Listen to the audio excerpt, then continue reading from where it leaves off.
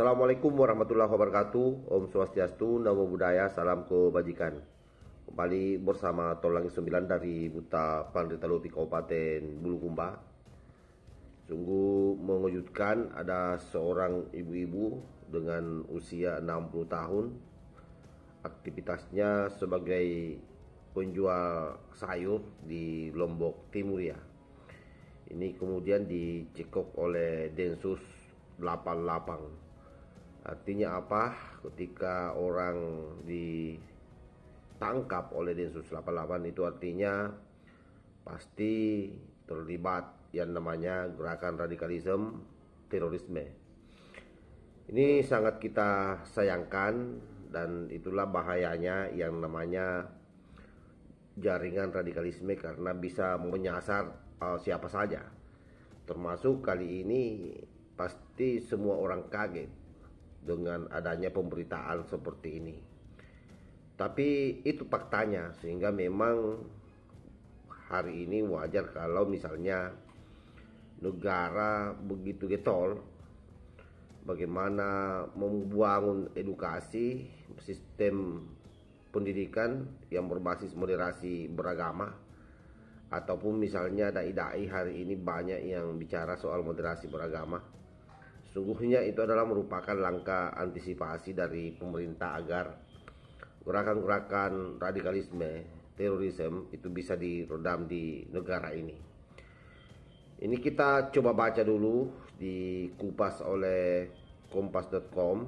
Ini Kompas di Mataram ya. Judul besarnya ini, Densus 88 tangkap 2 terduga teroris di Lombok Timur. Salah satunya itu adalah IRT. Ini terjadi pada 15 Juli 2023. Mataram, kompas.com. Densus 88 anti teror Mabes Polri menangkap 2 terduga teroris di Lombok Timur, Nusa Tenggara Barat atau NTB. Terduga teroris yang tertangkap salah satunya berinisial HN, 60 tahun, seorang ibu rumah tangga di lingkungan Kampung Baru, Kelurahan Majidi, Kecamatan Selong, Lombok Timur. Saya kira ini yang ada di lingkungan Kampung Baru, Kelurahan Majidi, khususnya di Kecamatan Selong, Lombok Timur, bisa dicek ini ya. Kabid Humas Polda NTB, Kombes Polisi Arman Asmara Saripudin membenarkan bahwa Densus 88 menangkap 2 orang terduga teroris asal Lombok Timur. Keduanya ditangkap Jumat 14 bulan 7 2023 pukul 20.30 WITA di Lombok Timur dan langsung dibawa ke Jakarta oleh Densus 88 anti teror Mabes Polri. Jadi ini dari Mabes Polri ini yang langsung turun ke sana. Untuk nama ataupun inisial mereka yang ditangkap kami tidak tahu, karena semua proses penangkapan dilakukan oleh Densus 88, kata Arman melalui sambungan telepon Sabtu tanggal 15 bulan 7 2023. Arman juga tidak mengetahui mengenai kasus dan jaringan mereka. Yang kami tahu hanya penangkapan 2 orang, itu pun setelah kami dapat informasi dari Jakarta, ungkapnya. Sementara itu, Ketua RT Kampung Baru Ahmad membenarkan tim Densus 88 melakukan penangkapan di wilayahnya. Saya yang bantu menuju rumah Ibu HN, kemudian minta dia buka pintu dan langsung pihak Densus 88 itu bicara dengan beliau, kata Ahmad. Ahmad juga menjelaskan bahwa HN adalah ibu rumah tangga yang memiliki suami sakit-sakitan. Nah, ini coba dibayangkan seorang ibu-ibu yang usianya sudah 60 tahun, suaminya pun sakit-sakitan, terlibat. Nah, ini terlibat, ini radikalis teroris, karena tidak mungkin Densus 88 itu melakukan penangkapan kalau tidak valid. Ini pasti sudah lama diendus ini.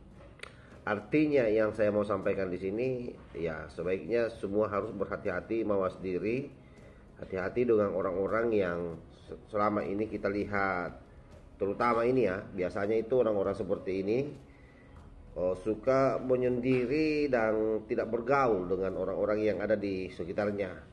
Dan kadang-kadang kalaupun misalnya bicara, dominan bicaranya itu seolah-olah sangat agamis. Itu patut diwaspadai. Bukan berarti bahwa orang yang agamis itu sudah pasti terlibat teroris, tapi patut dicurigai, apalagi kalau pikirannya sudah mulai ekstrim-ekstrim. Misalnya ekstrim yang saya maksud itu tidak ada bagusnya pemerintah. Nah, itu bahaya itu kalau sudah pemerintah tidak ada bagus di pikirannya.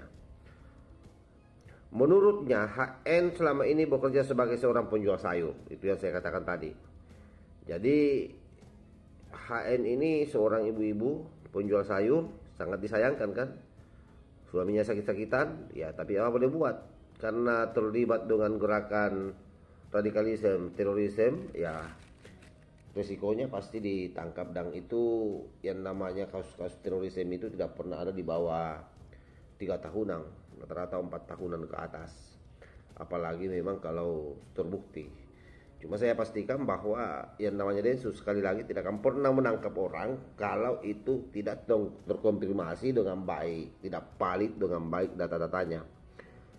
Saya kira itu yang saya sampaikan. Mudah-mudahan informasi ini ada manfaatnya sebagai jaga-jaga bagi kita semua.